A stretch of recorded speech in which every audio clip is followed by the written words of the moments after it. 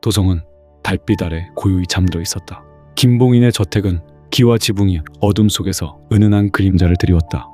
정원의 매화나무는 바람에 흔들리며 꽃잎을 흩뿌렸고 그 향기는 그의 숨결과 뒤섞였다. 사대부의 수장인 그는 궐 안팎에서 충신으로 신뢰받았다. 겉으로는 조용하고 겸손한 충신의 가면을 썼지만 그의 마음은 왕실의 심장을 쥐려는 야심으로 불타올랐다.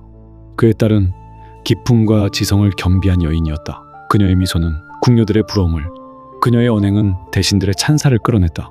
김봉인은 치밀한 혼사로 딸을 중전으로 만들었다. 혼례 당일, 도성은 축제의 열기로 들썩였다. 중전이 붉은 예복을 입고 대전에 들어섰다. 금실로 수놓인 치마는 달빛에 반짝였고 그녀의 고운 얼굴은 왕실의 위엄을 더했다. 김봉인은 대전의 한쪽에서 그 광경을 지켜보았다. 그의 눈빛은 차갑고 날카로웠다. 이제 조선은 소신의 손아귀에 있사옵니다. 그는 속으로 되뇌었다. 겉으로는 충신의 미소를 띄었지만 그의 내면은 권력의 칼날을 갈고 있었다. 조정의 대신들은 그를 신뢰하며 따랐고 백성들은 그의 덕을 칭송했다. 그러나 그는 그들의 신뢰를 도구로 삼았다. 그의 마음은 이미 왕실을 넘어섰다. 중전을 통해 조선을 쥐겠다는 꿈을 꾸었다. 그녀는 그의 가장 날카로운 칼이었다. 저택으로 돌아온 김봉인은 서재에서 술잔을 기울였다. 매화꽃이 창문 너머로 떨어졌다. 중전마마는 소신의 뜻을 이룰 것이다. 그는 잔을 내려놓으며 미소 지었다. 그의 야심은 아직 누구도 눈치채지 못했다. 그는 몰랐다. 그 칼날이 중전마마를 비극으로 이끌 것임을. 도성의 어둠은 그의 그림자를 삼키며 조용히 숨을 죽였다. 김봉인은 겉으로는 내색하지 않았지만 그 마음 안엔 권력에 대한 대단한 탐욕이 있는 인물입니다. 이 마음은 아마 매우 오래전부터 키워진 마음일 거예요. 김봉인이 지금의 주상인 이정의 외조부라는 것은 자신의 딸이 이정의 어머니 곧 선왕과 혼이 난 중전이었다는 뜻이죠. 그는 권력을 갖기 위해 자신의 딸이 중전이 되도록 온 힘을 다했을 겁니다. 그리고 딸이 중전의 자리에 올랐을 때 중전의 힘을 더해 궐 내에서 자신의 정치적인 권력을 키우려 했을 거예요. 어쩌면 중전의 아버지인 것을 계기로 영의정의 자리에 올랐을지도 모르겠습니다. 하지만 그의 계획은 계속되지 않습니다. 귀공 공식 홈페이지에서 대비의 소개글을 보면 선왕의 정비가 죽은 후 들인 젊은 계비라고 되어 있습니다. 자신의 권력을 키울 무기라고 여겼던 딸이 죽은 것이죠. 저는 여기에서 선왕의 정비였던 중전이 병에 걸리지 않았을까 예상해봅니다. 별궁의 방 안은 차가운 침묵으로 가득했다. 중전은 비단 이불 아래 누워 숨을 헐떡였다. 그녀의 병은 갑작스럽게 찾아왔다. 가벼운 기침이 시작이었다. 그러나 곧 그녀의 얼굴은 창백해졌고 손은 떨렸다. 어이들은 온갖 약을 썼지만 병세는 깊어졌다. 별궁의 연못가엔 매화꽃이 떨어졌고 그 소리는 그녀의 숨소리처럼 나약했다. 김봉인은 별궁으로 달려갔다. 약초 냄새가 코를 찔렀다. 그는 깍듯이 고개를 숙이며 다가갔다. 중전마마, 병세가 어떠시옵니까? 소신이 더 나은 어이를 구해오겠사옵니다. 중전은 창백한 얼굴로 미소 지었다. 아바마마, 염려 마시옵소서. 신첩의 병은 곧 나을 것이옵니다. 그러나 그녀의 눈빛은 흔들렸다. 병세가 악화되자 중전은 정궁의 역할을 다할 수 없었다. 선왕은 그녀를 점점 멀리했다. 대전에서 그녀의 자리는 비었고 궁녀들의 수군거림이 궐을 채웠다. 중전마마께서 정궁의 역할을 못하신다. 선왕께서 더는 중전마마를 찾지 않으신다. 소문은 김봉인의 귀에 칼처럼 꽂혔다. 결국 중전은 병안으로 궁을 떠나 김봉인의 저택으로 피접했다. 저택의 별채는 그녀를 위해 준비되었다. 김봉인은 매일 별채를 찾았다. 중전마마, 이곳에서 요양하시면 곧 나으실 것이옵니다. 그는 간절히 말했다. 그러나 중전은 자신보다 선왕을 걱정했다. 중전은 힘없이 답했다. 아바마마, 신첩이 전하께 짐이 되었사옵니까? 김봉인은 고개를 숙였다. 마마, 결코 그러지 않사옵니다. 이 애비가 마마를 지키겠사옵니다. 그의 내면은 분노로 타올랐다. 선왕의 무관심은 그의 권력을 흔들었다. 그는 별채를 나서며 중얼거렸다. 왕은 반드시 대가를 치르게 할 테다.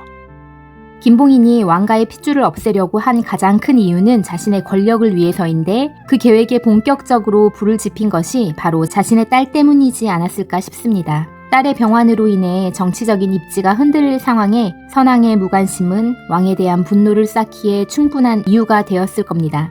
더불어 정치적인 의견까지 달랐던 선왕이었기에 김봉희는 정치적인 방향에서도 못마땅하면서도 매우 불안한 상황이었을 거라고 예상합니다. 하지만 선왕과 관료들 앞에서는 그런 자신의 감정을 절대 드러내지 않았겠죠. 대전은 긴장으로 얼어붙었다. 선왕은 옥좌에 앉아 조정을 굽어보았다. 그의 눈빛은 단호했다. 토지개혁을 완성하고 공노비를 해방시키겠소. 그의 선언은 사대부들의 얼굴을 굳게 했다. 김봉희는 대전의 중앙에 서서 숨을 삼켰다. 신분제는 권세가의 토대였다. 이를 무너뜨리는 것은 그의 권력을 뿌리째 흔드는 일이었다. 김봉인이 앞으로 나섰다.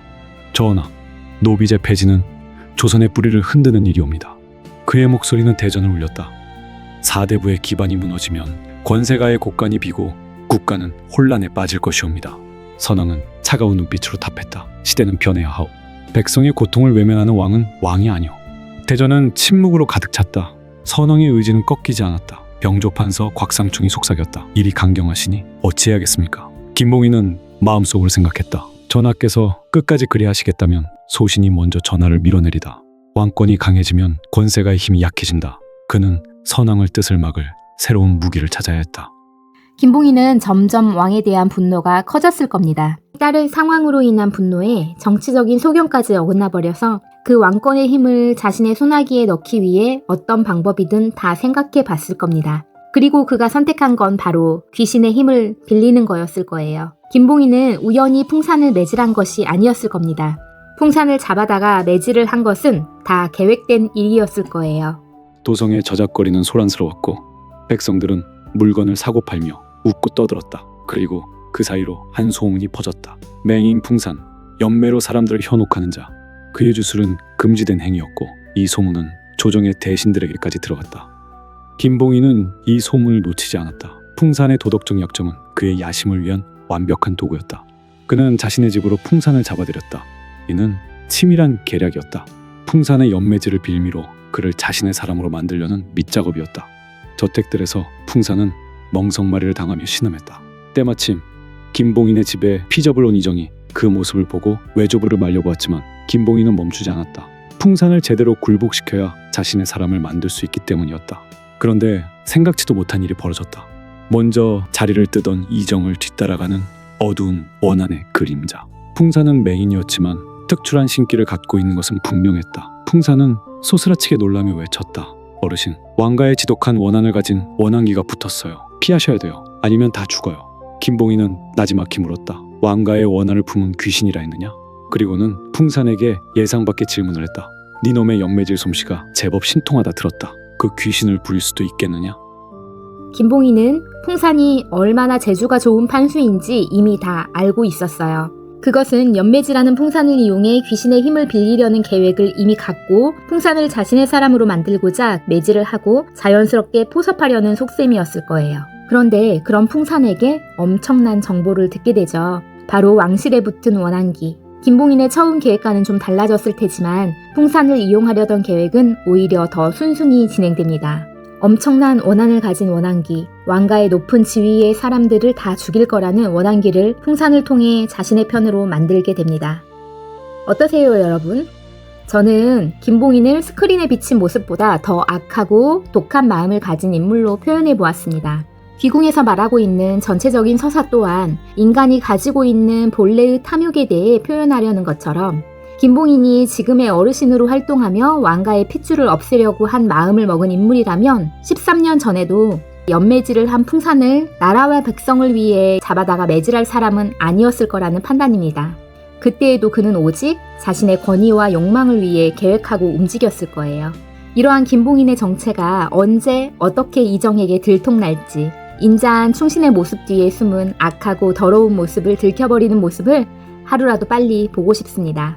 2주 전 스토리를 예측하면서 곽상충 잡아먹히다라는 제목으로 영상을 만들었었는데 지난 10화에서 예상대로 비비가 곽상충을 시원하게 먹어줘서 드라마 보면서 브라보를 외쳤습니다. 이제 김봉인 차례입니다. 저와 같은 마음이시라면 좋아요 한번 눌러주세요. 자, 11화에서는 어떤 비밀이 풀릴지 너무 기대됩니다.